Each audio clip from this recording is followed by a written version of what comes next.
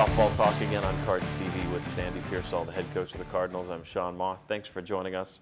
A Big East week for the Cardinals softball team last week. You are home, kind of that unusual midweek set against UConn, and you guys split. I think looking at the hit column, felt like maybe you should have been a little more dominant in your win, and maybe consequently that gave the Huskies a little confidence coming into game two. But you know, you take what you can get at this point in the season down the stretch run. Yeah, I'll give credit to UConn's pitcher. She threw back-to-back games against us, which is very difficult to do against any team, and she did a tremendous job. And we certainly were not all there as a team, but she did a great job of stopping our offense, and that was a huge key.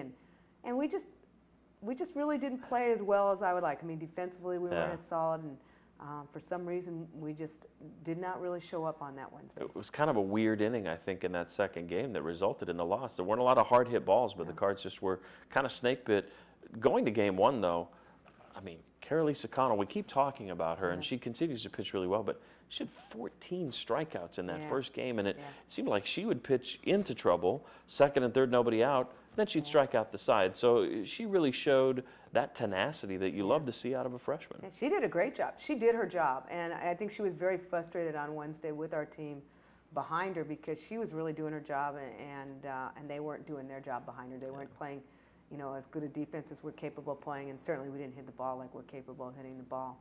But again, you know, as I said, you know, their pitcher threw a great game. She jammed us up a lot. She was a hard-throwing pitcher. She kept us off balance. She got her changeup in there a little bit.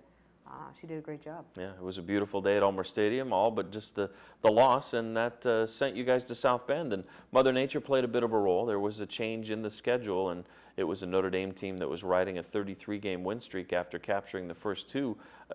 Both close games. I mean, you guys were right there. I think it was a bottom of the seventh home run that broke a tie, and then another game you were just edged out. So, I mean, you were right on the edge winning that series from Notre Dame. Yeah, I mean, I thought our team did a great job this weekend.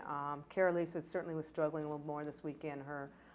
She was just having some problems, just didn't feel as fresh. Her arm was a little bit sore, a little tired. Yeah. And, you know, we got Tori back, which is nice for a couple innings. Not a lot of work, but a little bit. But she hasn't thrown much either, so unfortunately that was tough. But, you know, we hit the ball well, I felt, against their pitching.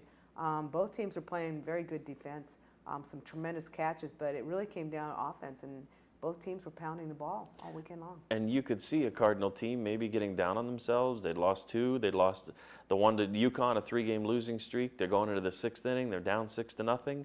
No, they scored 9 runs in the 6th inning to get this victory. Home runs by Chelsea Bemis, Colby Wary, and freshman Katie Keller. And it had to be so exciting. I mean, what a fun way to get ready for that bus ride home on what could have been a really disappointing weekend. Yeah, you know, that they never once, you know, thought they were out of that game. They just came out and they started pounding the ball, and I think that was a real shock, I think, to Notre Dame. I think that kind of set them back a little bit.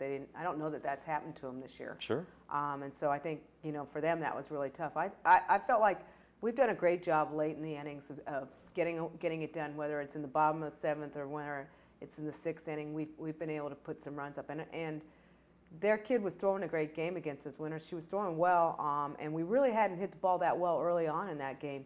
And I will say, they made some tremendous catches on us in that game, but somehow we finally broke it out. But that whole weekend, we hit a great number of home runs that weekend. Yeah. Even Kristen Austin hit her first home run of her career. Wow. Not even just college, she said her whole career, slapping the ball, and it wasn't just close out, it was way out. Fantastic. So, you know, we had a lot of fire. We were out there playing, and that helped us because our pitching was a little tired, was a little fatigued, and not to mention, that's a tremendous offensive team in Notre Dame on top of it. Yeah, that's one loss in Big East play for the Fighting Irish. There was a spark on your team, and this is something we haven't had a chance to talk about on the coaches show, but with the injury to Tori, with the injury to Chelsea earlier in the season, the pitching arms depleted, the thought was we really need to find somebody. A lot of times you go to a position player, and Jordan Trimble's a great candidate, but Jordan's out for the year. So where do you go? You go to the golf team and Kelly Rothberg. And Katie Petrino, somebody you were fully aware of in her high school days, and a familiar name. Yeah, it's the daughter of former football coach Bobby Petrino, but redshirting this year on the golf team. You talk to her, you talk to Dad, you talk to Coach, and you get her on the team. And she had her first outing, got her feet wet. Wasn't great, but she really gave you guys a spark against Notre Dame and ended up picking her first career win up. Yeah, we thought this would happen at some point, that, Carolisa wouldn't be able to carry the weight, and, it's a lot to ask of any freshman pitcher. And, Katie's been awesome. She's, I'm sure it's not easy to sit there game in game watching the whole time. And then she's been working on her pitching, which definitely helped her coming into this weekend, because it gave her time to really get back into her rhythm. And she was a spark. There was no question. Our team was so excited when she took the mound.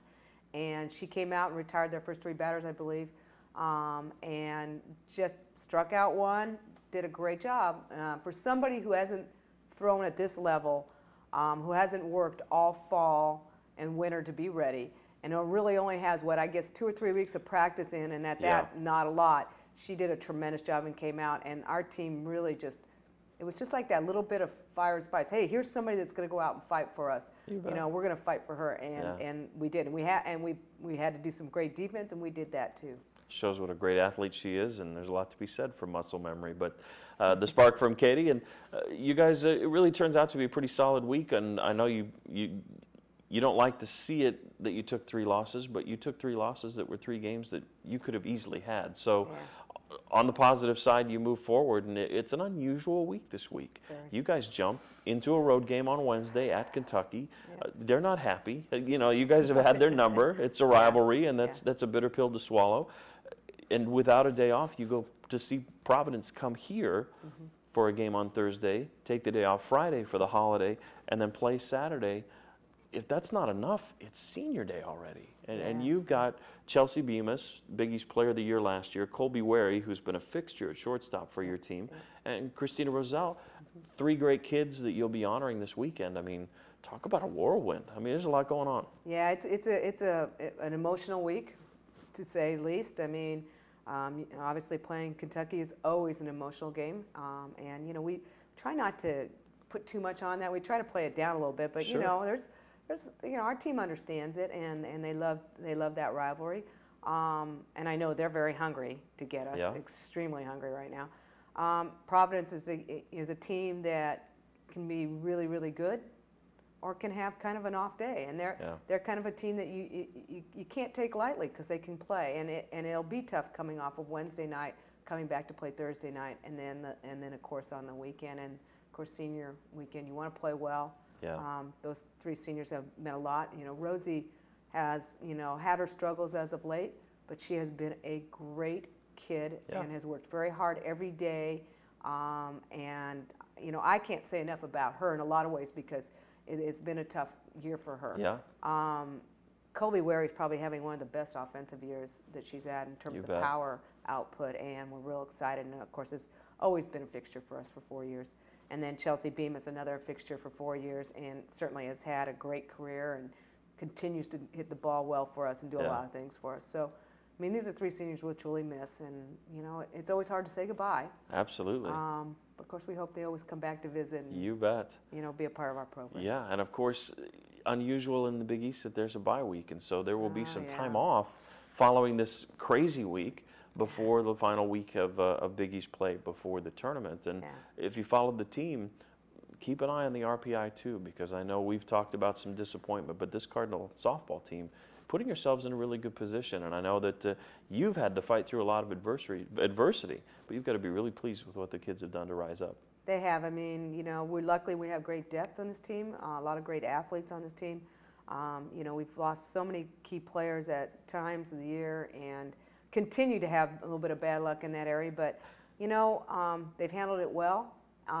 They've realized that they just got to do a little bit more, and they've taken that on. I think on Sunday, actually between games, as I was talking to them, I said, we know this last game is going to be a slugfest. Yeah. And I said, we're just going to outslug them. That's all there is to it. We're going to go out there and we're going to hit the ball as hard as we can and make things happen for ourselves, because it is going to be a slugfest. And I said, and the only thing we got to do is we got to play unbelievable defense. The ball's going to be hit, and it's going to be hit hard at you.